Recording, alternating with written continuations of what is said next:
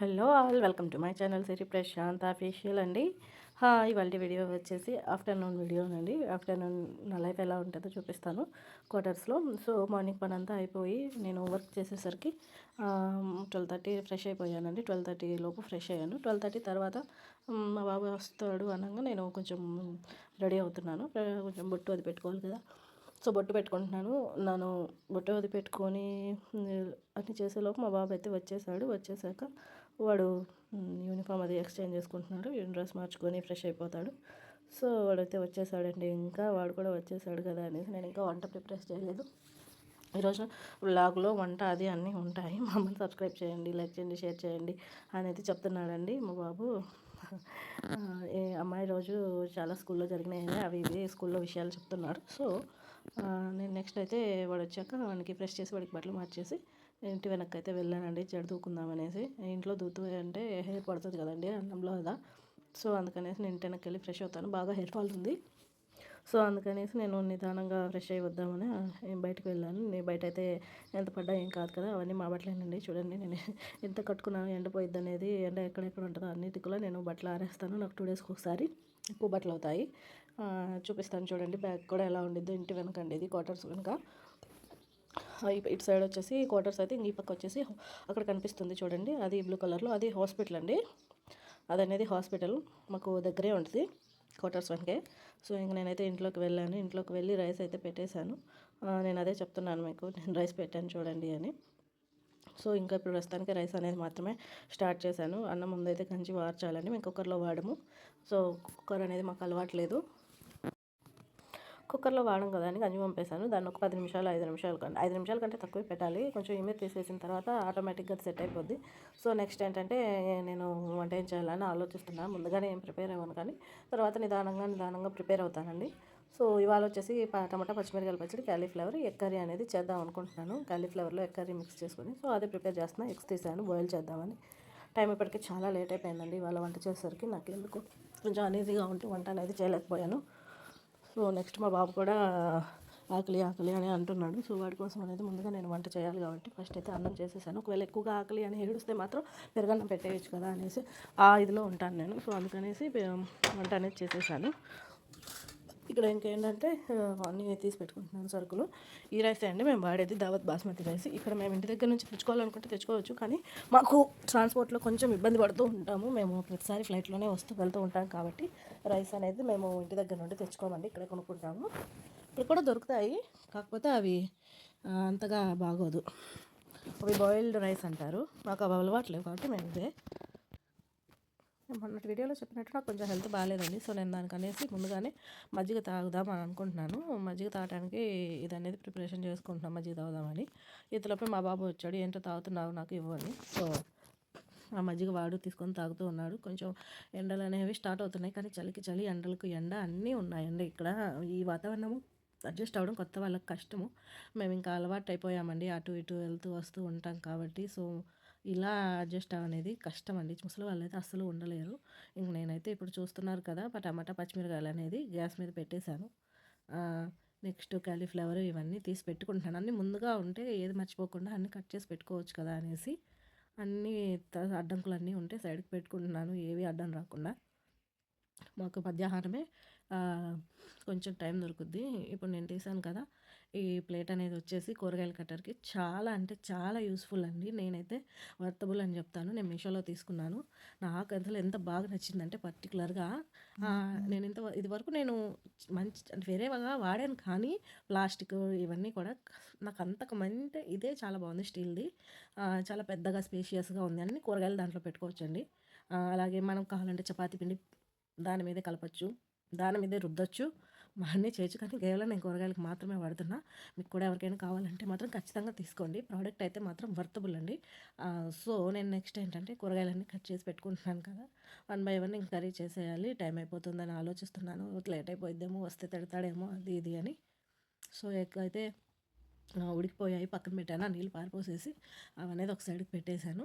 Next వచ్చి కడాయిలో oil పోసేసి వంట అయితే స్టార్ట్ చేశాను. నేను వంట అయితే ఎక్స్ప్లెనేషన్ చెయ్యను కానీ చూద్దాం. నేను చేసే వంటలు మీకు కావాలనుకుంటే చెప్పండి. ఖచ్చితంగా నేను వంట ఏదో ఒకటి చేసి పెడతాను. ఎక్స్ప్లెయిన్ కూడా చేస్తాను. కాకపోతే నేను ప్రెజెంట్ వ్లాగ్స్ కాబట్టి డైరెక్ట్‌గా చేసేసుకుంటూ వెళ్ళిపోతున్నాను. ఎంత తీసుకోవాలి, ఎంత వాడాలి అనేది నాకు తెలీదు. నేను జస్ట్ ప్రిపరేషన్ చేసుకుంటూ వెళ్తున్నా. చేసేవి బాగానే ఉంటాయి. మరీ వరస్ట్‌గా అయితే ఉండవు. కానీ మా హస్బెండ్ అయితే చాలా బాగా చేస్తారండి వంటలు. ఏ మాటకి ఆ మాట.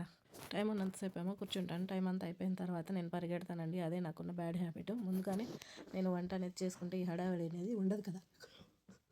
పచ్చడికైతే టమాటా పచ్చిమిరకాయలు వేగిపోయాయి కదా, ఇంక పప్పు గుత్తితో మెసకడిపోయాయండి. అదే వినపడం. నేను ఇక్కడ రోకలి ఇలాంటివన్నీ ఉండవు కదా, సో నాకు మిక్సీ వేయడం కూడా అంత ఇష్టం ఉండదు. మా హస్బెండ్ అసలు తినరు మిక్సీ వేస్తే.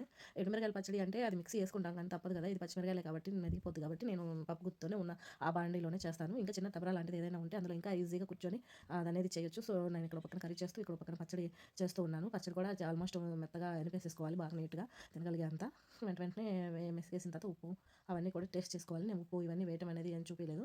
సో అదే చెప్తున్నాను. చాలా చాలా వేడిగా ఉంది, పట్టుకోలేక అది అలాగా చేస్తూ ఉన్నా.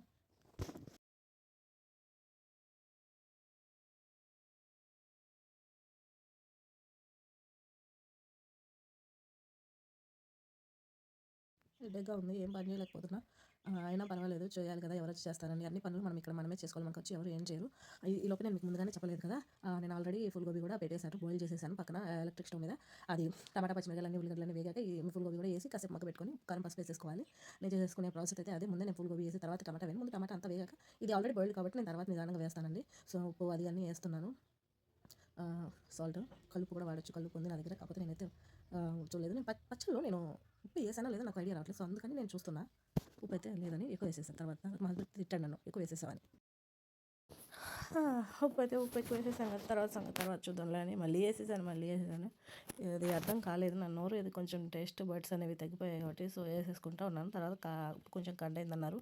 ఇందులో ఉప్పు కారం పసుపు అన్నీ వేసేసానండి ఈ కూరలో. సో లైట్గా చూసి వేస్తున్నాను. ఎందుకంటే మా బాబు అంతగా తిండు కదా, కొడతాడండి కొంచెం కారం ఎక్కువైనా.